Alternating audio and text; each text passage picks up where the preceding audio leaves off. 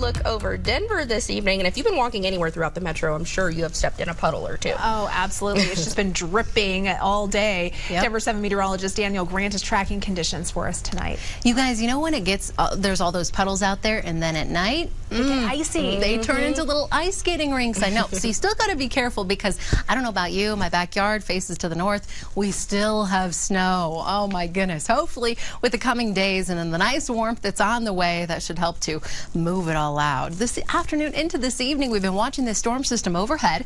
Cold front zipping across the Denver metro area, and that's going to bring us some gusty winds. Probably already felt those if you've been outside. Certainly the cloud cover in place, and a couple of light rain showers will be following suit. Today, only 49 out at DIA. Not as much snow in northern Colorado, so we were in the 50s and 60s out there. Look at that high in Lyman, 39, 36 in La Junta, just because they still have so much snow cover out there.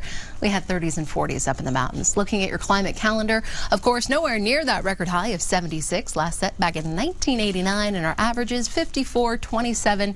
We were below those. A nice change of pace. As we look at the satellite and radar composite, we still have some really good snowfall coming in on the western slope and more on the way late tonight into early tomorrow morning.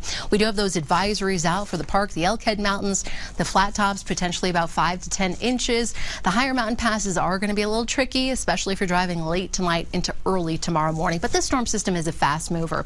You'll notice some light rain showers around Fort Collins, over to Greeley, LaSalle, and south toward Platteville. Here in town, these showers starting to break up around the Denver area. Some light rain showers toward Parker and the Pinery tonight. So here comes this cold front barreling right on in. By about midnight, most of the action is east of I-25 off to the eastern plains, and by morning, clear skies set in. Tonight, temperatures will fall into the upper 20s for us, so it will be a cool evening, especially once those skies clear. Down to the teens and low 20s up in the mountains, and Alamosa, 10 overnight.